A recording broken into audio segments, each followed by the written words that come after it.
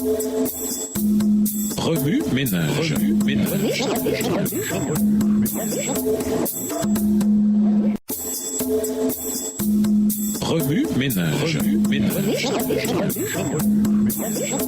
Bienvenue dans votre émission. Remue ménage. Nous voilà à la leçon 12. C'est votre opinion. Lisons Romains le chapitre 14. Romains 14. Faites accueil à celui qui est faible dans la foi et ne discutez pas sur les opinions. Tel quoi pouvoir manger de tout, tel autre qui est faible ne mange que des légumes. Que celui qui mange ne méprise point celui qui ne mange pas, et que celui qui ne mange pas ne juge point celui qui mange, car Dieu l'a accueilli. Qui es-tu, toi qui juges un serviteur d'autrui? S'il se tient debout ou s'il tombe, cela regarde son maître. Mais il se tiendra debout car le Seigneur a le pouvoir de l'affermir. Tel fait une distinction entre les jours, tel autre les estime tous égaux, que chacun ait en son esprit une pleine conviction. Verset 6. Celui qui distingue entre les jours agit ainsi pour le Seigneur. Celui qui mange, c'est pour le Seigneur qu'il mange, car il rend grâce à Dieu. Celui qui ne mange pas, c'est pour le Seigneur qu'il ne mange pas, et il rend grâce à Dieu. En effet, nul de nous ne vit pour lui-même, et nul ne meurt pour lui-même. Car si nous vivons pour le Seigneur, et si nous mourrons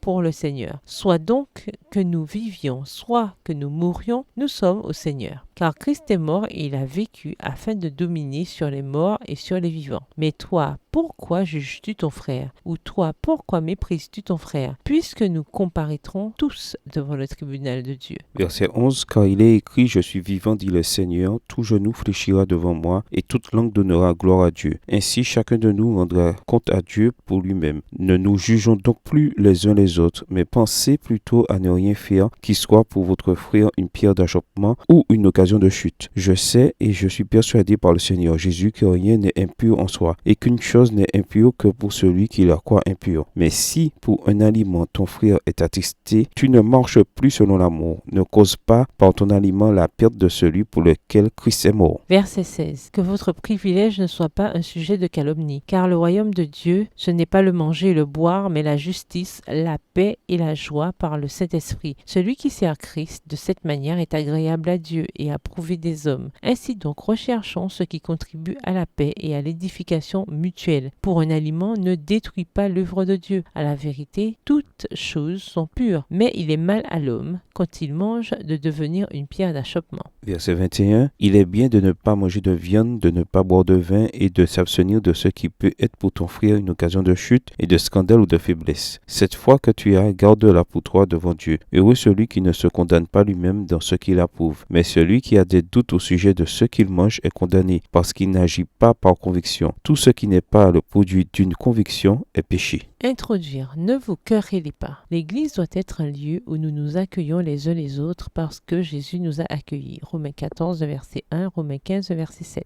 L'Église n'est pas une société de débat. Ce n'est pas un lieu où nous nous querellons sur nos opinions. Romains 14, verset 1. L'unité de l'Église ne dépend pas de l'uniformité des opinions, mais de notre volonté d'éviter de mettre des pierres d'achoppement sur le chemin de notre frère ou de notre sœur, ainsi que notre détermination à rechercher les choses qui contribuent à la paix et par lesquelles nous nous édifions les uns les autres. Romains 14, versets 13 et 19. Contribuer à la paix et s'édifier les uns les autres implique de refuser de juger sur des questions d'opinion. Nous savons que chacun d'entre nous ne se tient pas devant le trône de jugement de l'autre. Nous nous tenons devant le tribunal du Christ. Romains 14, versets 10 et 11. C'est à Dieu que nous rendrons compte de nous-mêmes, pas les uns aux autres. Romains 14, verset 12. Chaque serviteur se tient debout ou tombe devant son propre maître. Notre maître est capable de nous faire tenir debout. Romains 14, verset 4. Il peut nous guider en toute sécurité à travers le jugement. Ce serait, n'est-ce pas, une terrible erreur de juger et de condamner ce que Dieu a accueilli. Les querelles des chrétiens romains portaient sur les jours de fête et de jeûne appropriés, ainsi que sur les types d'aliments que certains choisissaient de manger. Paul leur rappela que le royaume de Dieu n'est pas une affaire de nourriture et de boisson. Il consiste en la justice, la paix et la joie que donne le Saint-Esprit. Écrivez Romains 14 à partir de la version biblique de votre choix. Si vous êtes pressé, écrivez Romains 14 des versets 19 à 23. Vous pouvez également réécrire le passage avec vos propres mots, tracer les grandes lignes du chapitre ou en faire une carte heuristique. Au revoir. Et à demain si Dieu veut. Remue ménage. Remue ménage.